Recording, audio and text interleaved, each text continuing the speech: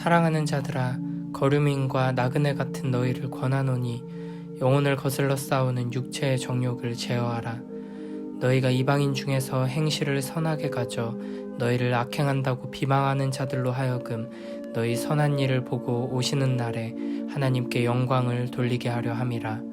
인간의 모든 제도를 주를 위하여 순종하되 혹은 위에 있는 왕이나 혹은 그가 악행하는 자를 징벌하고 선행하는 자를 포상하기 위하여 보낸 총독에게 하라. 곧 선행으로 어리석은 사람들의 무식한 말을 막으시는 것이라. 너희는 자유가 있으나 그 자유로 악을 가리는 데 쓰지 말고 오직 하나님의 종과 같이 하라. 뭇 사람을 공경하며 형제를 사랑하며 하나님을 두려워하며 왕을 존대하라. 사환들아, 범사에 두려워함으로 주인들에게 순종하되 선하고 관용하는 자들에게만 아니라 또한 까다로운 자들에게도 그리하라. 부당하게 고난을 받아도 하나님을 생각함으로 슬픔을 참으면 이는 아름다우나 죄가 있어 매를 맞고 참으면 무슨 칭찬이 있으리요. 그러나 선을 행함으로 고난을 받고 참으면 이는 하나님 앞에 아름다우니라. 이를 위하여 너희가 부르심을 받았으니 그리스도도 너희를 위하여 고난을 받으사 너희에게 본을 끼쳐 그 자취를 따라오게 하려 하셨느니라. 그는 죄를 범하지 아니하시고 그 입에 거짓도 없으시며 욕을 당하시되 맞대어 욕하지 아니하시고 고난을 당하시되 위협하지 아니하시고 오직 공의로 심판하시는 이에게 부탁하시며 친히 나무에 달려 그 몸으로 우리 죄를 담당하셨으니 이는 우리로 죄에 대하여 죽고 의에 대하여 살게 하려 하심이라. 그가 채찍에 맞음으로 너희는 나음을 얻었나니 너희가 전에는 양과 같이 길을 잃었더니 이제는 너희 영혼의 목자와 감독 되신 이에게 돌아왔느니라.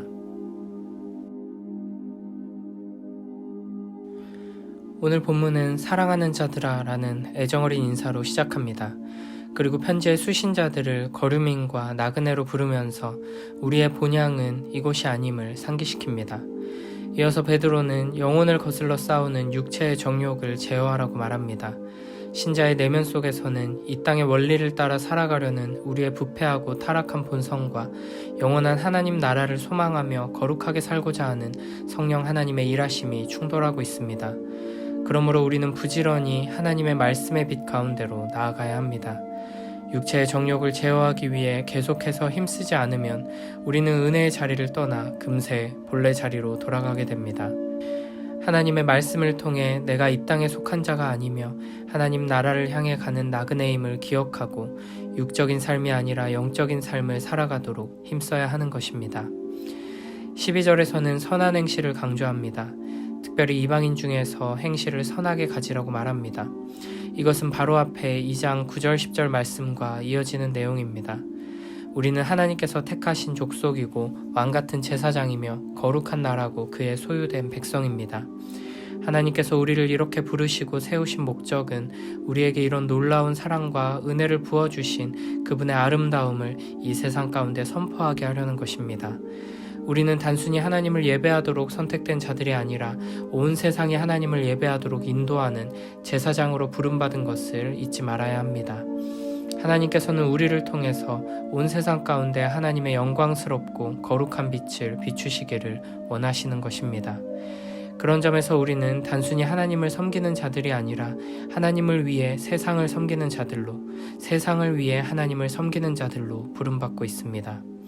이 영광스러운 사명을 감당하기 위해 우리는 삶으로, 우리 몸으로 하나님 말씀을 살아내며 선포해야 합니다.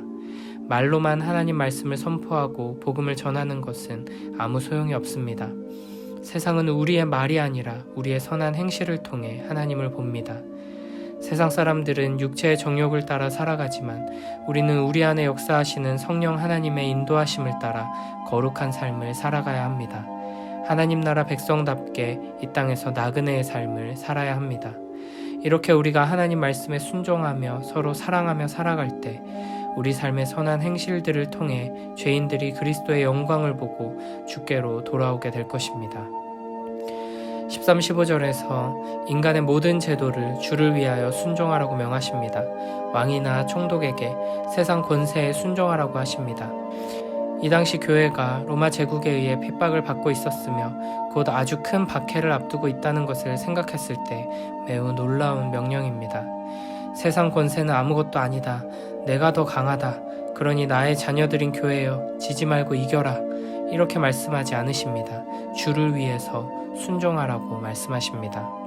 하나님께서는 우리에게 힘을 주시고 용기를 주셔서 이 세상의 악한 권세들을 멸하시는 것이 아니라 오히려 우리의 선행으로 어리석은 사람들의 무식한 말을 막으십니다.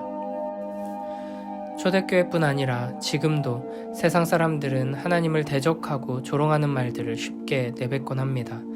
교회를 욕하고 조롱하며 공격하는 사람들이 많이 있습니다. 이런 상황 속에서 우리는 하나님께서 친히 그들을 벌해주시기를 구하거나 내 힘으로 그들이 다시는 함부로 말하지 못하게 막고 싶어 합니다. 그러나 하나님께서는 우리가 그들을 논리로 압도하거나 힘으로 누르는 방식이 아니라 우리의 선행으로 그들의 입을 막으시기를 원하십니다. 이 세상이 교회를 욕하고 조롱하고 공격하는 것을 살펴보면 대부분 우리가 복음에 합당한 거룩하고 선한 삶을 살지 못하기 때문입니다.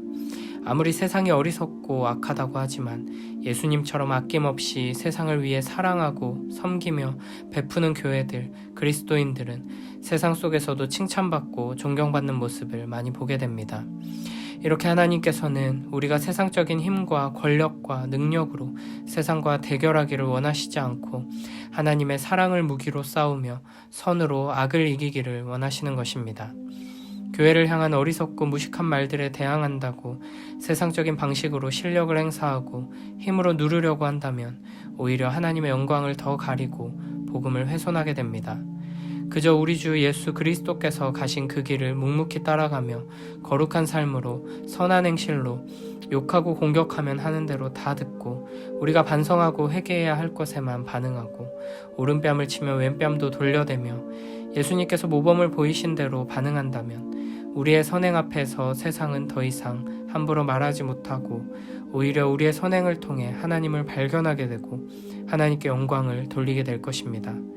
우리가 우리에 대한 공격에 어떻게 반응하고 우리를 대적하는 자들을 어떻게 대하느냐를 통해 우리의 거룩함이 드러나고 하나님의 영광이 드러나게 되는 것입니다. 16절에서는 우리에게 있는 자유를 악을 가리는 데 쓰지 말고 하나님의 종과 같이 하라고 말씀하십니다. 17절에서는 무사람을 공경하고 형제를 사랑하며 하나님을 두려워하고 왕을 존대하라고 말씀하십니다. 18절에서는 사환들, 곧 주인을 섬기는 종들에게 말씀하십니다. 종들은 주인들에게 순종해야 하는데 인격적이고 좋은 주인에게뿐 아니라 까다로운 주인에게도 악하고 나쁜 주인에게도 순종하라고 말씀하십니다.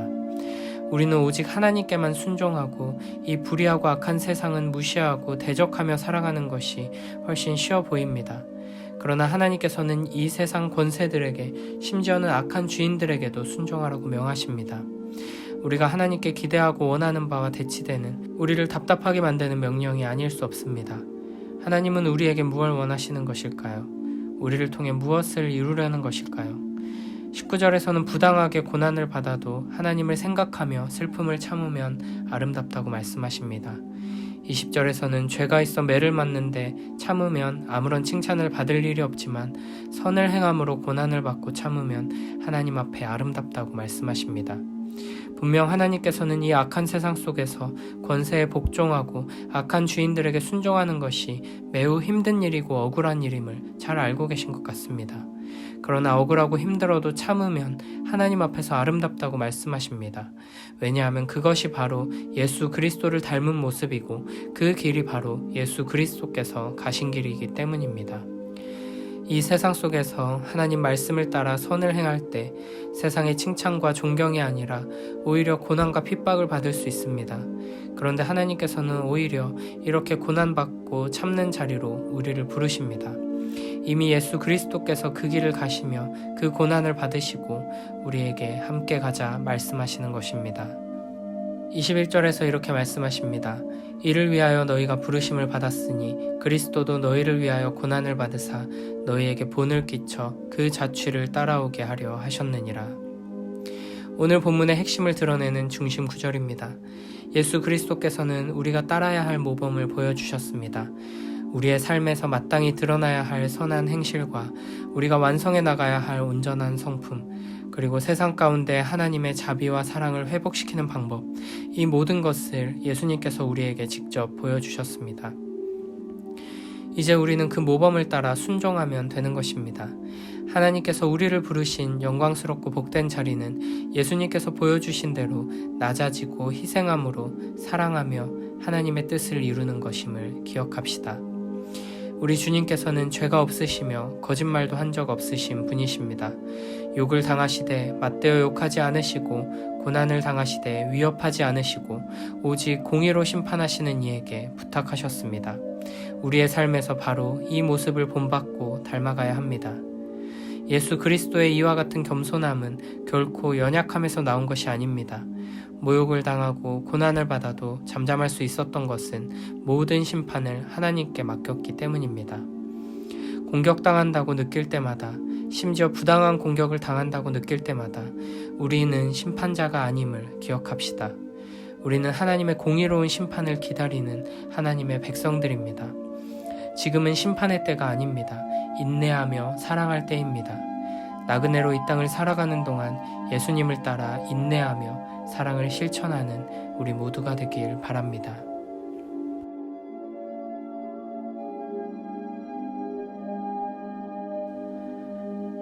사랑하는 여러분, 여러분은 이 세상에서 나그네와 같은 사람들입니다. 그러므로 육신이 원하는 악한 일들을 멀리하시기 바랍니다. 이런 것은 영혼을 대적해 싸우는 것들입니다. 여러분 주위에는 믿지 않는 자들이 많이 있습니다. 그들은 여러분이 잘못 살고 있다고 말할지도 모릅니다. 그러므로 착하게 사십시오. 그들이 여러분의 선한 행동을 보고 그리스도께서 다시 오시는 날에 하나님께 영광을 올려드릴 것입니다. 이 세상의 권위를 가진 사람들에게 복종하십시오. 그렇게 하는 것이 주님을 위한 것입니다. 최고의 권위를 가진 왕께 복종하십시오. 또한 왕이 보낸 관리에게도 복종하십시오. 그들은 잘못된 사람을 벌하고 옳은 일을 하는 사람에게 상을 주라고 보냄을 받은 자들입니다. 여러분이 선하게 행동할 때 어리석은 사람들은 여러분에 관해 더 이상 험담을 하지 못할 것입니다. 이렇게 하는 것이 하나님의 뜻입니다. 자유인으로 사십시오. 그러나 자유를 잘못 사용하여 악을 행하는 구실로 삼지는 말기 바랍니다. 하나님을 섬기는 자로 생활하십시오. 모든 사람을 존중하고 하나님 안에서 형제자매를 사랑하며 하나님을 두려워하고 왕을 존경하십시오. 하인들이여 주인을 존경하고 그 권위에 복종하십시오. 선하고 친절한 주인에게만 아니라 악하고 나쁜 주인에게도 복종하십시오. 아무런 잘못이 없는데도 억울하게 벌을 받을 수 있습니다. 그때 하나님을 생각하고 말없이 참는다면 하나님은 그런 그를 기뻐하실 것입니다. 만약 잘못한 일로 벌을 받는다면 그것을 참는다고 칭찬받을 이유가 없는 것입니다. 여러분이 선한 일을 하고 고난을 받을 때 인내할 수 있다면 그것은 하나님 보시기에 참으로 아름다운 일이 됩니다.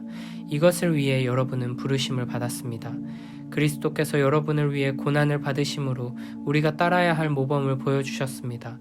그러므로 그리스도의 발자취를 따르십시오.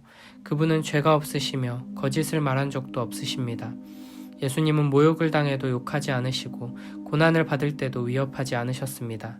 그는 모든 것을 공정하게 심판하시는 하나님의 손에 자신을 맡기셨습니다.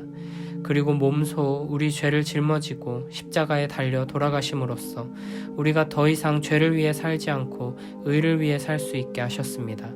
그리스도께서 상처를 입으심으로써 우리가 낫게 된 것입니다.